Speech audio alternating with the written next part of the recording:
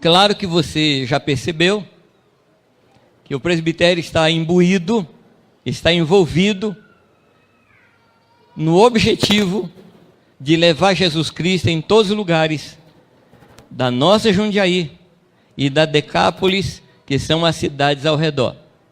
Nós estamos plenamente convencidos que essa é a vontade de Deus para nós.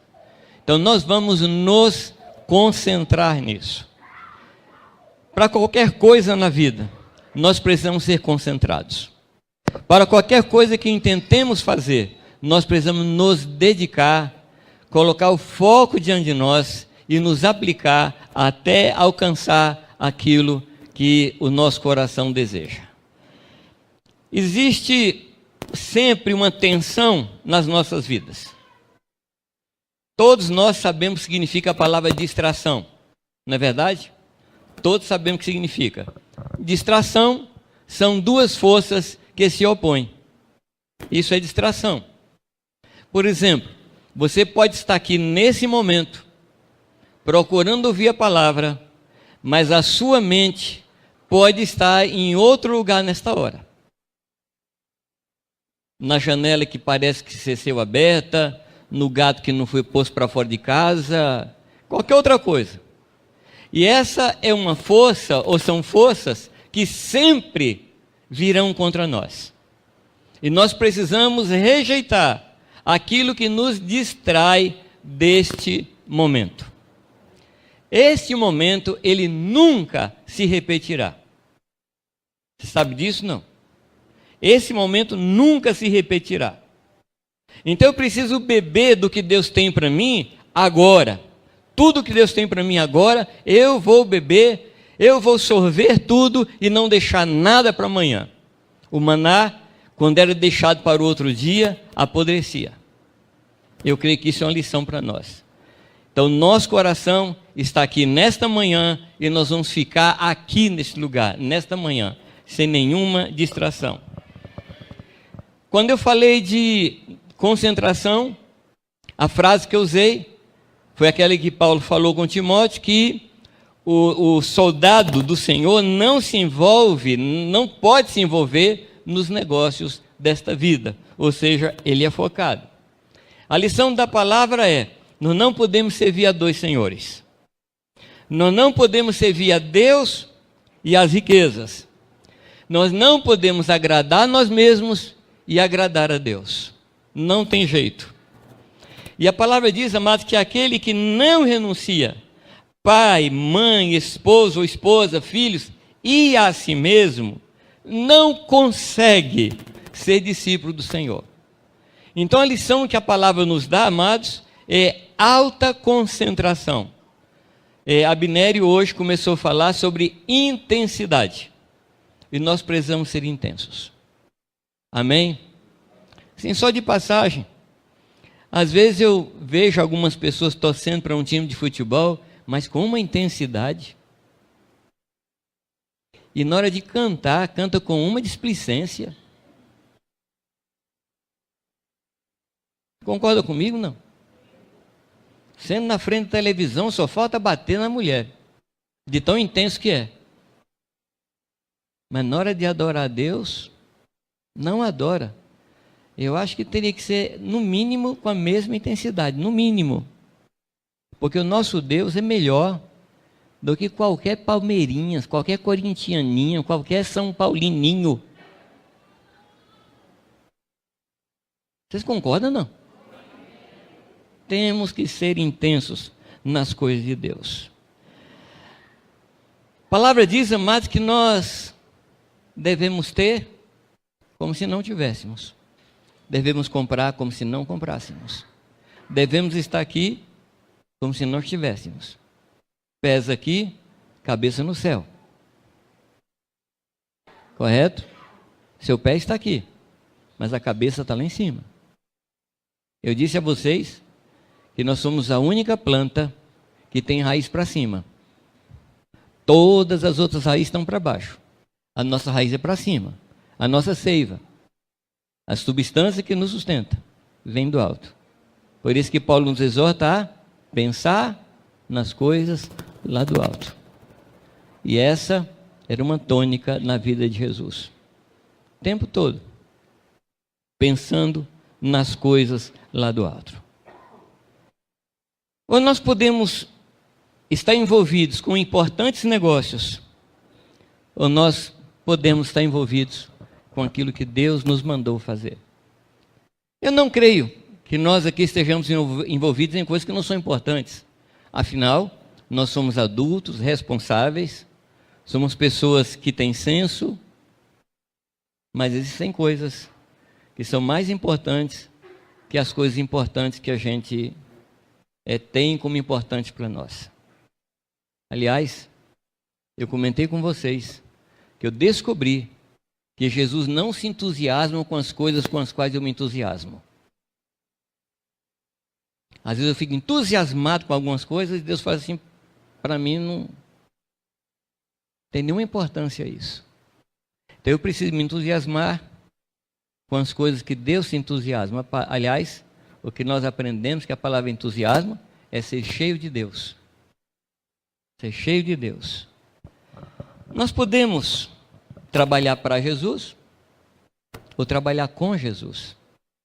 Tem diferença não? O burrinho, entrando em Jerusalém, trabalhou para Jesus. Muito perto. Até carregou. Mas eu duvido que ele se tornou um discípulo de Cristo. Duvido também que ele foi salvo. Duvido. Trabalhar para Jesus, trabalhar com Jesus. Se ocupar com aquilo que é urgente, ou se ocupar com aquilo que realmente é importante.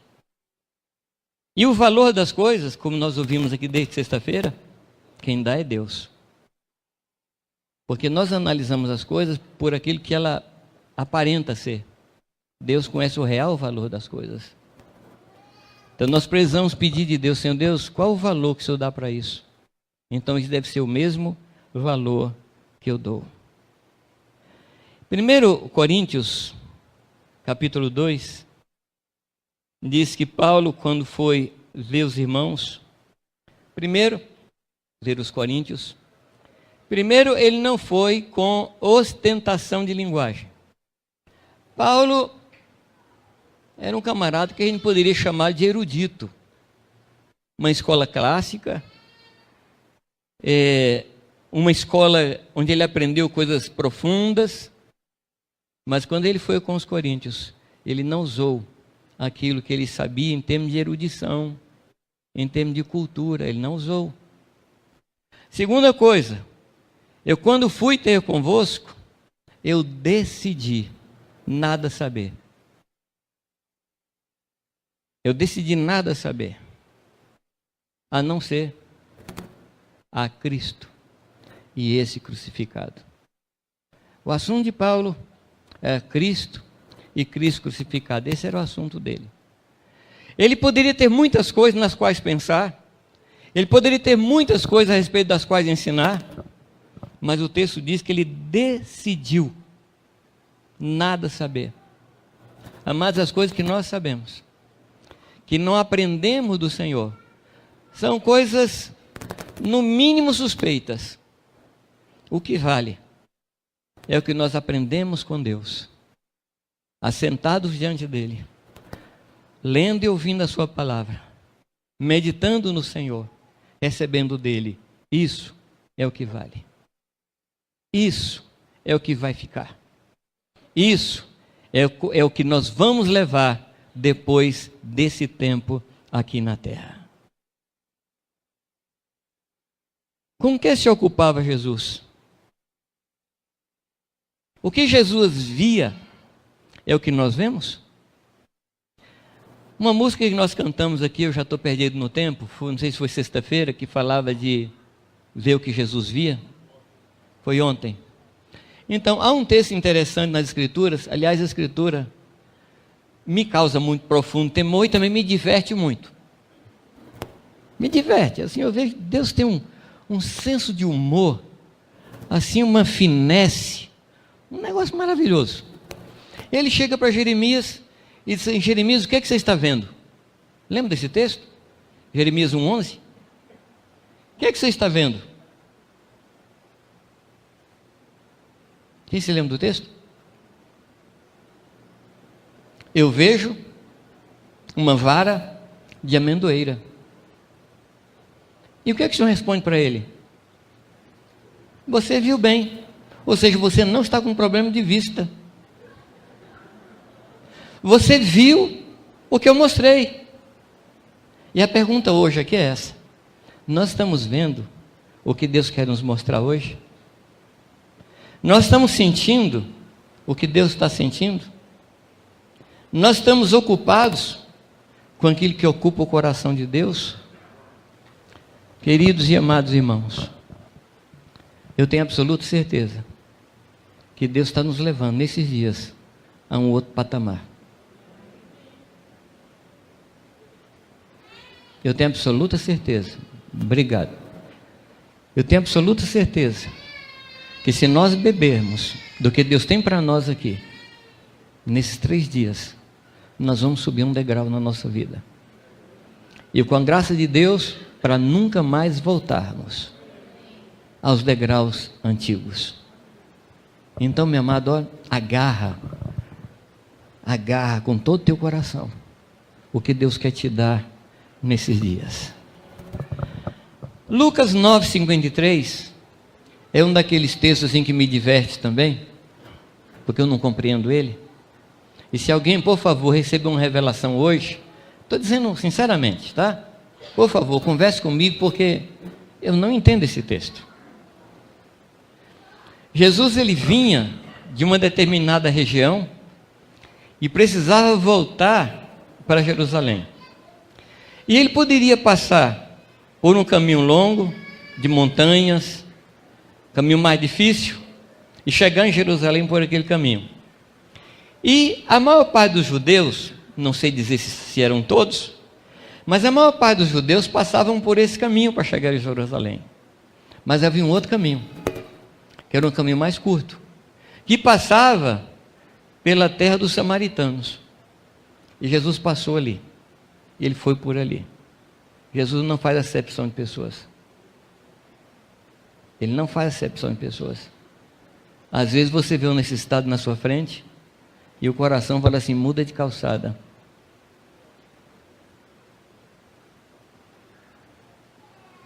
Você conhece alguém que faz isso? Não. Chegou um cara mal cheiroso assim, do lado do carro. Aí você dá graças a Deus pelo vidro elétrico, né?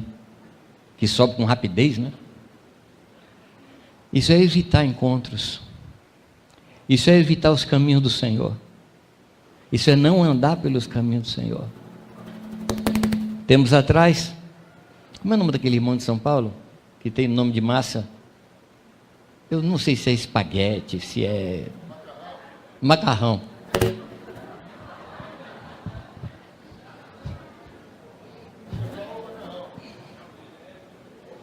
Capelete, capelete, tá vendo?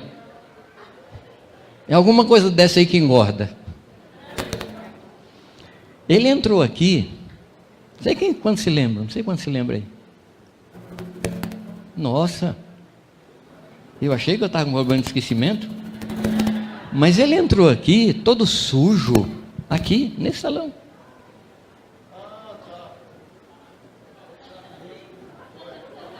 Ah, falou em sujo, lembraram. Ele entrou aqui, falando alto, pegando na mão das pessoas. Eu percebi que algumas encolheram a mão. E ele falando: não, estou com fome, eu quero comer alguma coisa, tal. Aí levantei, apontei para ali, alguém indicado ali para ajudar, deu comida, e ele comia, e falando alto, assim, estapafúrdio, assim, o homem estava. Alguns o abraçaram. Ele não era mendigo. Ele estava nos dando uma lição de como a igreja recebe as pessoas. Como a gente põe na frente os com o dedo cheio de anel, e a gente põe lá atrás os que não têm anéis. A gente faz isso. Jesus não. Ele passou entre os samaritanos e mandou os seus discípulos à frente para preparar um lugar para ele. Quando Jesus chega, o pessoal da cidade, é Sicar, né? Sicar, o nome da cidade, Sicar. diz que eles não receberam a Jesus Cristo. E aqui é a parte que eu não compreendo. Porque o aspecto dele, outras versões diz o rosto dele, era o rosto de quem ia para Jerusalém. É aí que eu não entendo. O que havia no rosto de Jesus que dizia, ele está indo para Jerusalém? Eu não sei. Se eu pensar com a cabeça de hoje, ele devia ter uma bandana assim, o ano que vem em Jerusalém.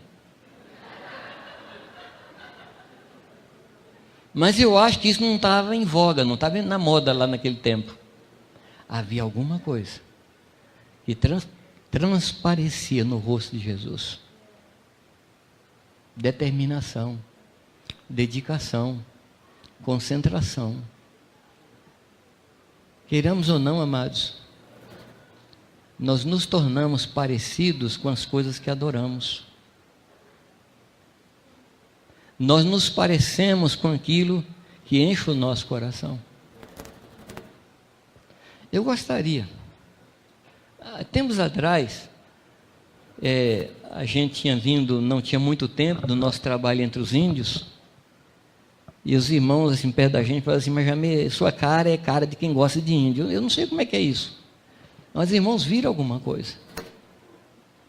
E eu gostaria que o meu rosto transparecesse o meu amor pelo Senhor e o meu amor pelas pessoas perdidas.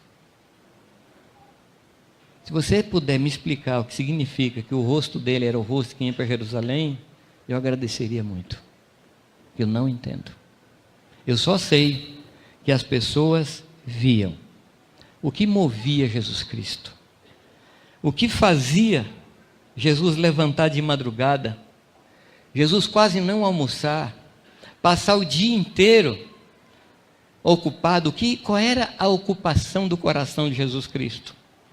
Marcos 1,35 diz que, tendo se levantado alta madrugada, saiu, foi para um lugar deserto e ali orava. Procuravam-no diligentemente Simão e os que com ele estavam. Tendo encontrado, lhe disseram: todos te buscam. Jesus, porém, lhe disse: vamos a outros lugares. Ou seja, ele já havia pregado para aquela multidão que lhe buscava. Ele já havia anunciado o evangelho do reino de Deus para aquelas pessoas. Então agora ele tinha que partir para outros lugares onde o evangelho não era anunciado. Isso movia Jesus Cristo, não só o coração dele, mas movia a caminhada dele. Ele ia onde o evangelho ainda não havia sido anunciado. E ele diz assim: para isso eu vim. Jesus tinha esse senso de envio. Ele sabia por que estava aqui na terra. João 9,39. Prosseguiu Jesus: eu vim a este mundo para juízo, a fim de que os que não veem, vejam, e os que veem, se tornem cegos. Interessante. Em outro lugar ele diz: eu não vim para juízo, mas eu vim para libertar. A palavra de Deus diz, amado, que ele veio para desfazer as obras do diabo. Ou seja, ele veio para libertar o homem que estava cativo. Isso está em João 10:10. João 12:27. Ele diz: agora está angustiada a minha alma. E que direi eu? Pai, salva-me desta hora. Mas precisamente para este propósito vim para esta hora. Propósito e hora. Propósito e hora. A gente pode ter o propósito certo na hora errada, no lugar errado. E nós precisamos ter a consciência do propósito de Deus no momento que nós estamos vivendo. Eu tenho dito aos irmãos, e aqui também eu falo, que a gente mora onde mora por dois motivos básicos. Um motivo é morar por desgraça. Sabe o que é isso, não? Um dia eu saio desse lugar. Um dia eu saio desse lugar. Não gosto daqui, não gosto dos vizinhos, não gosto do barulho, Isso é morar por desgraça. O outro modo é morar de propósito. Eu estou aqui porque Deus me pôs. E isso faz com que você busque os vizinhos. Isso faz com que você se relacione bem com os vizinhos, abrindo espaço para pregar o evangelho. Aí eu pergunto a você, você não precisa responder, por que você mora onde você mora? Por desgraça ou por propósito de Deus? João 15:1. Eu sou a videira verdadeira e o meu pai é o agricultor. Todo ramo que, estando em mim, não der fruto, ele o corta. E todo o que dá fruto, ele corta.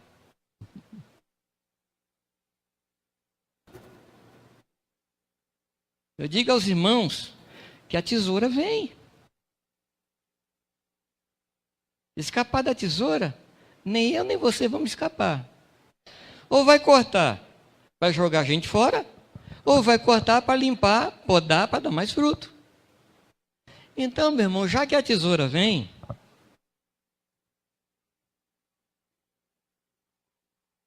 não sei, às vezes eu sinto o barulho da tesoura assim, ó. E não é o barbeiro, não. Por via das dúvidas, dê fruto, porque para isso você existe. Deus enxertou você nele, e o que passa em você é a seiva verdadeira. Você foi enxertado na videira verdadeira, com o objetivo de dar frutos, e muitos frutos, e muitos frutos. E eu tenho orado para que nessa congregação não haja nenhum estéril.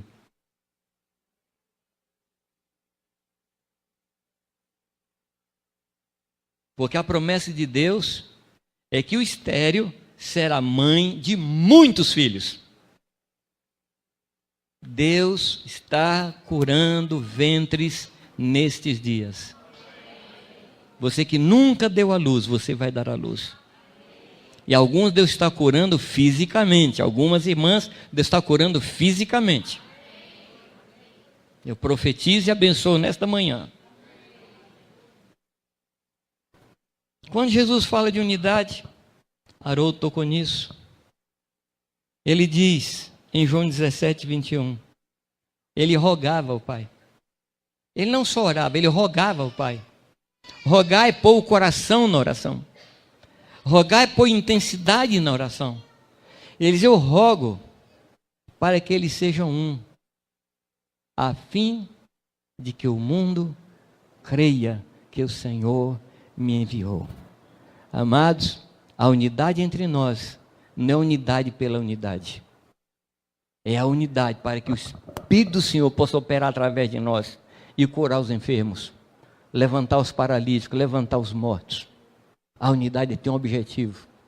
Não é para a gente ficar mais bonitinho e cantar o Salmo 133.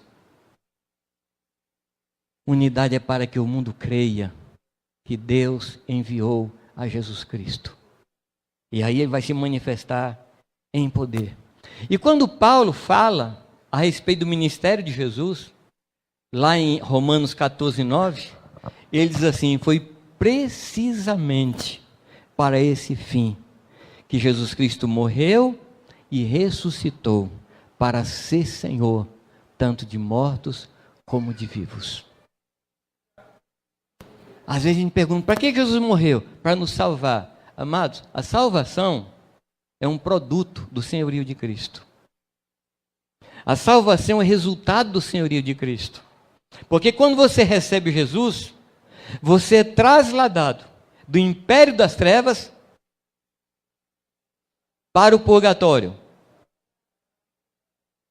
para uma zona desmilitarizada. Do império das trevas para o reino da luz, do Filho de seu amor. Só lembrando, império das trevas, quem mandava?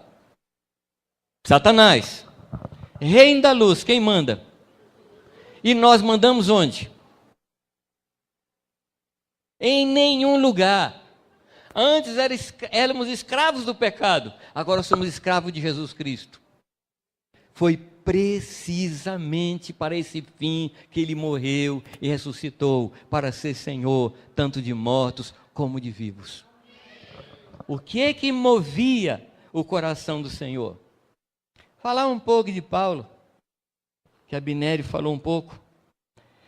No 1 Coríntios 9,16, ele diz: se anuncio o evangelho, não tem de que me gloriar. Ou seja, amados, eu ouvi há tempos atrás um irmão precioso. Ele já pregou o evangelho em tantos estados do Brasil. Assim, uai, só, qual é a glória disso? Qual é a glória disso? Um outro irmão, um morador ali no Texas, alugou um avião de manhã, um aviãozinho pequeno, sobrevoou ali a fronteira e jogou folheto. Caiu assim no norte do México. E ele chegou na congregação e disse: evangelizei o norte do México inteirinho hoje. Ah! Qual é a glória disso? Não é isso que temos que fazer? Sim ou não? Irmãos, hoje evangelizei 10, amanhã 12, quem sabe 24. Não há nenhuma glória. E como nós aprendemos com Abinério, nós somos devedores. Nós somos devedores.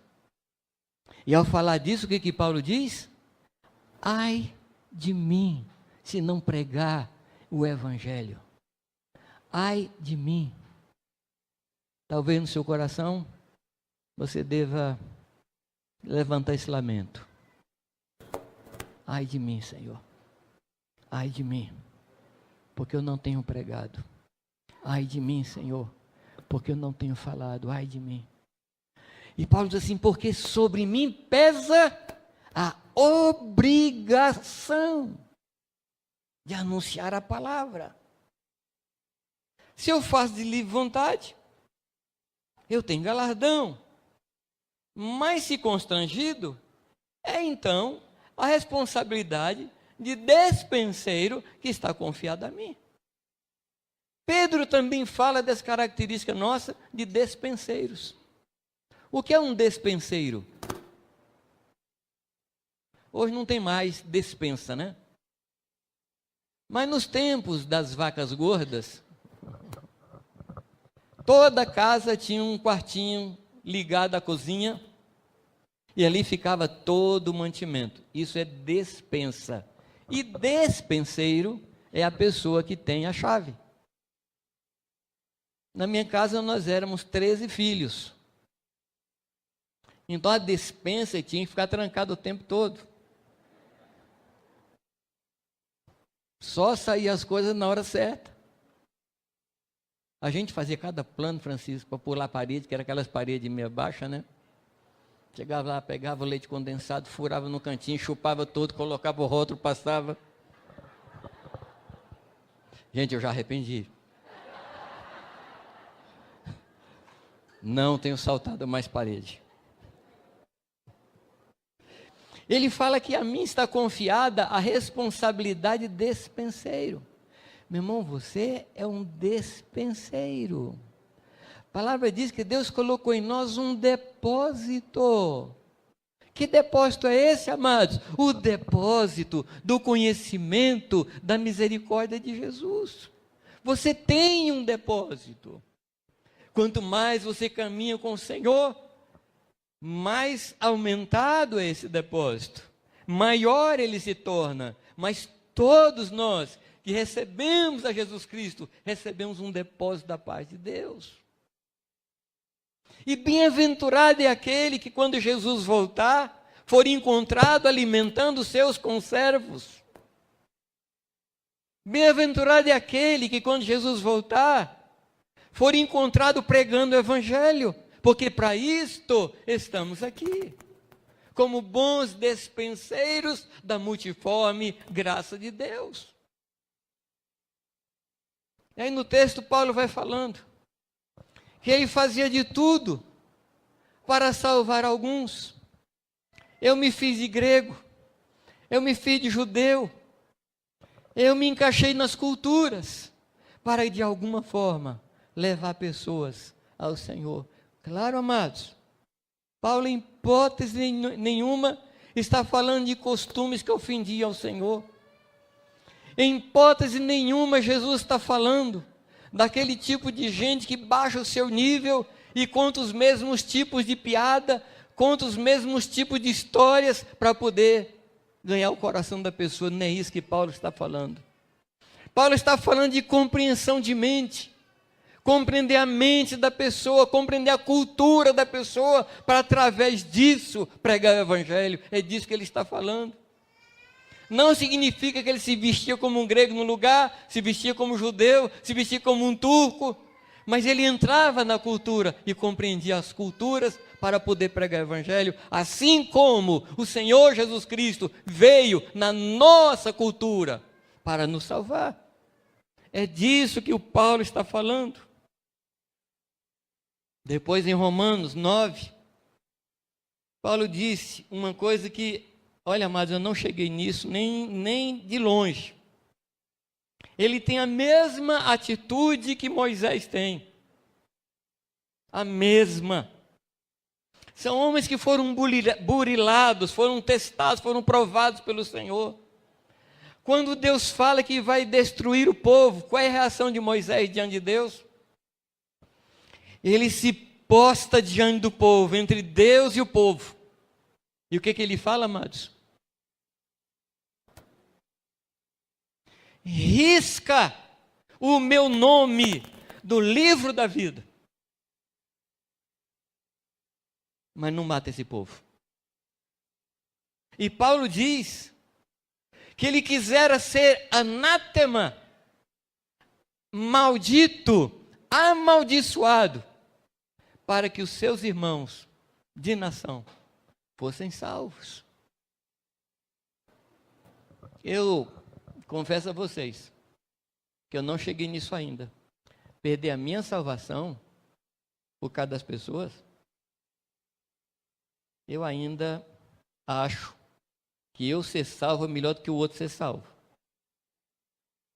Desculpa, tá? Estou abrindo o coração aqui. Perder a salvação por causa de outros. Mas não vamos chegar nesse extremo. Vamos falar de perder a vida, de dar a vida. Deixa eu terminar uma história que comecei a contar anteontem. Estava na papelaria.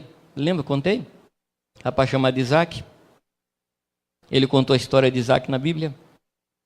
E aí eu perguntei se as pessoas conheciam Jesus. Ele e os colegas dele falou que a maior parte não. Eu exortei, não repreendi, eu exortei, animei. E eu falei para ele, você sabe a coisa mais complicada que vai acontecer com a gente? É eu chegar diante de Deus um dia, com o frentista do posto, pessoa da padaria, que me serve sempre, pessoa lá do supermercado, nós dois chegarmos diante de Deus, e eu entrar, e essas pessoas não entrarem. O que é que você acha? Pessoa que você vê praticamente todo dia. Aí essa pessoa chega lá diante de Deus. Aí Deus fala assim, você entra porque você me conheceu. Você não entra porque você não confessou meu nome.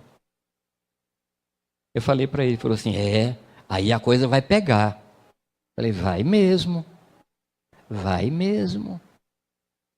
Pesa sobre nós a obrigação de pregarmos o Evangelho do Reino de Deus a toda criatura, para que a morte de Jesus não seja em vão. Abner também citou um texto de 1 Pedro 2,9, que Pedro fala quem somos e o que devemos fazer. Vós, porém, sois raça eleita. Uma raça eleita. Você sabia que nós temos pedigree, não? Tem pedigree. Nosso nome está vinculado ao nome de Jesus Cristo. Família real. Sacerdócio real. Uma nação santa. Povo de propriedade exclusiva. O que é propriedade exclusiva? Nós somos de Deus e Deus não quer ter sócio. Amém? Deus não tem sócio.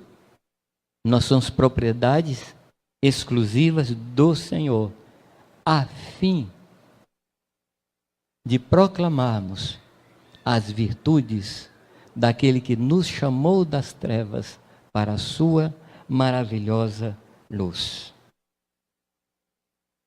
Pensando de novo de Jesus, o autor aos Hebreus, capítulo 12, ele diz, olhando firmemente. Aqui, amados, não é uma questão natural, mas olhando para ele como padrão, olhando para Jesus como modelo, olhando firmemente para o autor e consumador da nossa fé, da fé. Ou seja, Jesus gerou fé em nós e essa fé nos leva para Ele. Amém? Ele é o autor da fé, Ele é o consumador da fé, o qual, em troca da alegria que lhe estava proposta, suportou a cruz, não fazendo caso da ignomínia ou vergonha, e está sentado à destra do trono de Deus. Pergunto, qual é ou qual era a alegria que estava proposta? A ideia aqui do texto é uma corrida. A ideia do texto aqui é uma competição. E lá adiante tem um troféu a ser alcançado. O texto aqui está falando disso, que correu com perseverança a carreira que lhe estava proposta, para alcançar aquilo que estava proposto, a alegria que lhe estava proposta. Eu pergunto, amados, qual o troféu que Jesus estava perseguindo?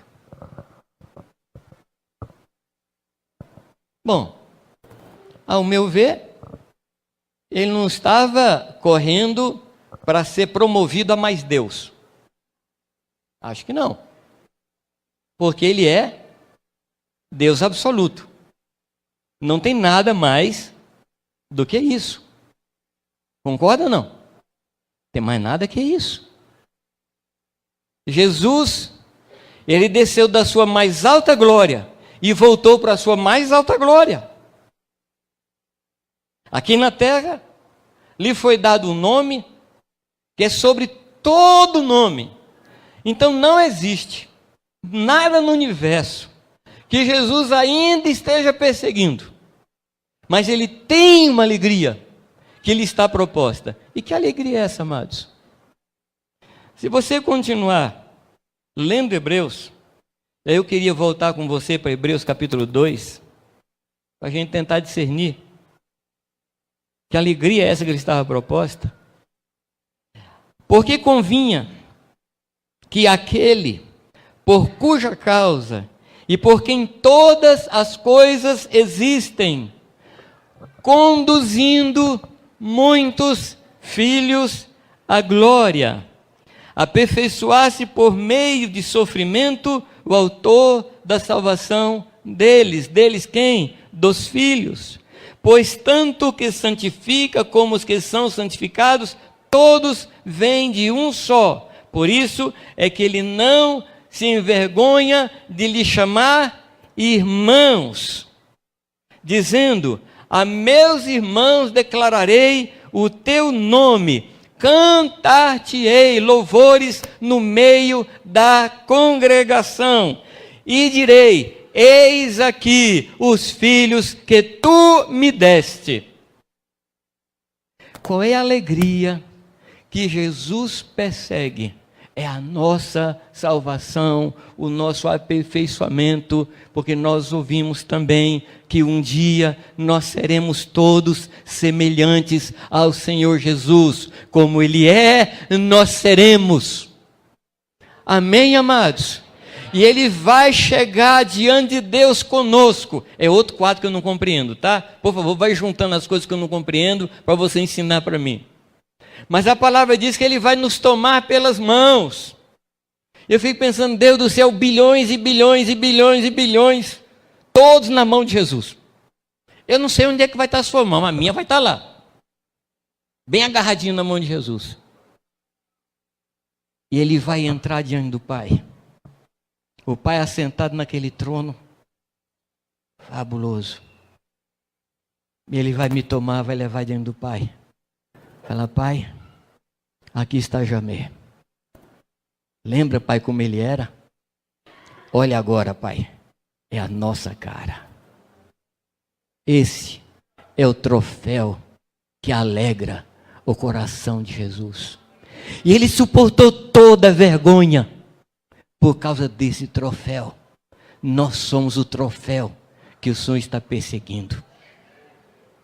Eu queria que você, ao caminhar na rua, você olhasse para as pessoas e falasse assim, esse aqui é um troféu de Deus. Esse é um troféu de Deus. Eu preciso trazê-lo para perto do Senhor Jesus, para que o Senhor Jesus prepare, para ele ter a cara do Senhor, para que ele tenha o coração do Senhor. Mas sou eu quem traz. Sou eu quem traz. Sou eu quem arrebanha.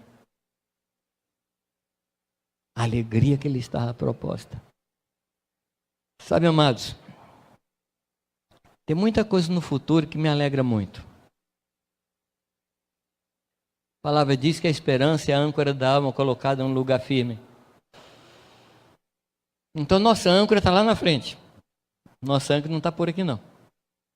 E a nossa âncora nos puxa para frente. Então a gente olha para frente e a gente vê quadros famosos, quadros maravilhosos. Você já pensou para um dia? Você já parou para pensar em um dia que você vai estar sentado numa mesa fantástica e Jesus vai servir você? Já parou para pensar nisso? Hã? Já parou para pensar nisso? Deus do céu. Eu acho que eu vou falar igual Pedro. Não, Senhor, eu não mereço. Mas o Senhor falava para mim assim, eu sei. Mas eu pus você aqui. Mas tem um quadro que me enche o coração. É esse quadro aqui, de Hebreus 2. Quem já ouviu a voz de Jesus assim, falando ao coração diretamente? Quem já ouviu? Eu já ouvi. Eu já ouvi. A voz de Jesus é fantástica. É uma voz que dá medo e me atrai ao mesmo tempo. É uma voz assim que me deixa todo medroso, mas é uma voz fantástica. Agora, se a voz de Jesus é maravilhosa, você já pensou nele cantando? Pensa em Jesus cantando, Edna. Que voz. A gente só não vai morrer porque já morreu, né? Mas... porque isso vai dar um colapso, uma voz assim, Jesus levanta aquela voz. Ah, gente, vocês têm que ler Nárnia, tá? Depois vocês conversam comigo. Aquele leão, aquela voz. Meu Deus do céu. Isso me atrai. Fala, Deus, se não é por outra coisa, eu quero estar nesse dia. Eu quero estar nesse dia, quando Jesus vai fazer um solo. Que coisa! E você sabe por que ele vai cantar? Porque vai se alegrar e vai nos ver perfeitos na presença dele. Meu amado, nós precisamos nos ocupar com o que Jesus se ocupa. Há duas histórias na Bíblia que falam de dois homens completamente diferentes. Um foi criado aos pés de Gamaliel, fariseu de fariseus, da tribo de Benjamim. O guarda perguntou para ele, você é romano? Eu comprei esse título. Falei assim, não, esse título eu vim por herança. Eu sou nobre, então sou romano. Romano, orgulho de ser romano. Assim, um currículo fantástico. Um currículo fantástico. E Deus pega esse homem falando com Ananias, assim, vai lá, que vou mostrar como importa ele sofrer pelo meu nome. E ele vai anunciar meu nome em todos os lugares. Então nós temos um Paulo, camarada com toda essa preparação. Ele era consciente disso, tanto sim que ele disse que julgou todas essas coisas como esterco, como fezes, por causa do conhecimento de Cristo e o poder da sua ressurreição. Mas Paulo tinha esse currículo fantástico. Na outra ponta, está um homem acostumado a bater nos outros, perseguir as pessoas, morar no cemitério. Lembra disso, não? Quem vivia dentro dele gostava de porcos, chiqueiro. Lembra desse homem? Então eu tenho aqui dois extremos. Um super preparado, o outro nenhuma preparação. O interessante é que o Senhor Jesus dá a mesma incumbência para os dois. Vai e anuncia para os teus. Lembra disso, não? Importa que você seja testemunha, Jesus falando para Paulo, das coisas que eu lhe apareci e das coisas que eu ainda farei você ver. E o gadareno, e por favor, amado, não vamos chamar ele mais demoniado gadareno não, tá? Ele já foi liberto. Tá? Porque eu duvido, chegou uma pessoa aqui que foi ladrão, aí você continua chamando ele ladrão. Ô irmão ladrão, tem dó, né? A pessoa já converteu, as coisas velhas se passaram, e se Deus esqueceu, eu também esqueço. Então, o gadareno, pregador sobre 10 cidades, ou seja, ele era um apóstolo, sem nenhuma preparação. O outro era apóstolo com toda a preparação. Você entendeu o que eu quero mostrar, amados? Agora, no meu caso, eu não sou um Paulo, mas também não ando batendo nas pessoas nos cemitérios. Mas eu recebi a mesma palavra de Deus. Eu tenho que anunciar o mesmo evangelho. E nós estamos juntos nisto. Assim como Paulo foi enviado, o gadareno foi enviado, Jamê foi enviado, você foi enviado como bom despenseiro de Deus. O que ocupava o coração de Jesus Cristo? Nós ouvimos aqui. Eu não vou repetir a palavra e não vou continuar mais, porque nós já ouvimos. Jesus se ocupava com pessoas, e pessoas, e pessoas, e pessoas, e pessoas. Não deixa nada entre você e as pessoas. Não deixa nenhum obstáculo entre você e as pessoas. Nem a sujeira dela, nem a sua timidez. Não deixa nada. Nem o odor que ela pode ter, nem a vergonha que você pode ter. Não deixa nada entre você e pessoas. Seja um fiel despenseiro. Amém? Por último, eu quero só falar de mais uma pessoa. Eu estava em Valinhos, e lá em Valinhos, claro que as pessoas não conheciam o personagem que eu citei. Lá em Valinhos eu perguntei, quem aqui conhece Acácio? E lá ninguém conhecia o Acácio. O Acácio é um rapaz que trabalha aqui, com o Adriano, aqui no Gauchão. Estava o Tony, Maurício e eu sentados ali, chegamos mais cedo, né? Não é porque estava com fome não, viu, Adriano? É porque a gente precisava conversar algumas coisas. E aí chegou um rapaz para a gente, perguntei o nome dele, se chamava Acácio.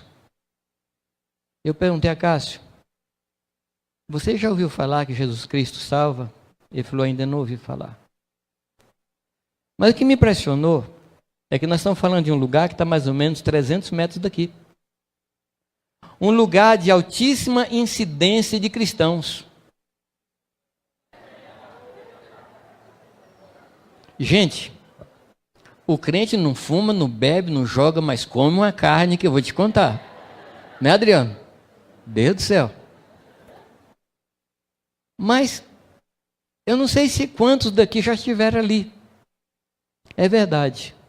Muitas das pessoas que estão ali já ouvem o evangelho, mas o Acácio não ouviu. O Acácio não ouviu. Aí falei de Jesus e claro, Na saída, eu peguei o senhor Adriano e falei, Adriano, ó, desse caso aí, por favor, ele já conversou com o Acácio. E nós vamos ver o Acácio aqui. Amém? Quando o Acácio chegava assim, ô Acácio, demorou muito, Acácio. Quando a gente começar a orar mais por essas bolinhas, essas pessoas serão familiares nossas. É ou não? O nome que eu pus dele é Vinícius. É um rapaz que trabalha na Toyota. Eu estou dando um jeito de voltar na Toyota, fiz a revisão do carro, mas vou dar um jeito de voltar lá essa semana para ele fazer alguma coisa no carro. Não sei, a gente vai inventar alguma coisa. Eu não vou quebrar o carro, nem bater o carro, né? Claro.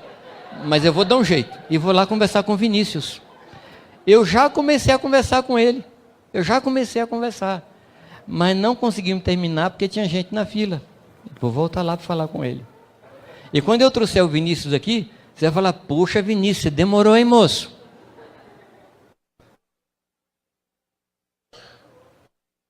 João, lá da Toyota? Tá bom. Tem uma irmã nossa que trabalha lá, a Rosana Furquim, correto? E a gente vai impor a mão na cabeça dela para ela discipular aquele pessoal lá. Amém? Eu queria terminar fazendo uma coisa que não é meio comum, não. Eu também não sou muito de atos proféticos, não sou não. Mas nós cantamos um cântico aqui e falamos, o Espírito do Senhor está sobre mim, pelo que me ungiu. Eu quero que você faça um ato, é simbólico, tá, gente? É simbólico. Mas eu queria que a gente, dá para pôr esse versículo aí, não? O Espírito do Senhor está sobre mim, Lucas 4, será que dá?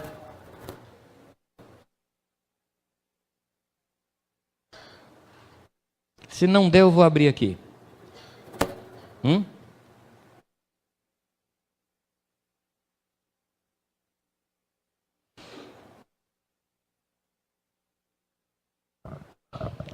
Lucas 4, versículo 18.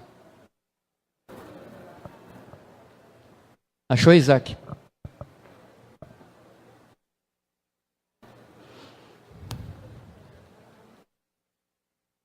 Lucas 4, 18. Acharam aqui? Nós vamos falar esse texto. E enquanto falamos, eu gostaria que você pusesse a mão na sua cabeça. É meio esquisito, mas vamos lá. Gente esquisita só fala coisa esquisita. Então, o Espírito do Senhor está sobre mim, pelo que me ungiu para evangelizar os pobres, enviou-me a curar os quebrantados do coração, continua, a apregoar liberdade aos cativos, a dar vista aos cegos, a pôr em liberdade os oprimidos, a anunciar o ano aceitável do Senhor.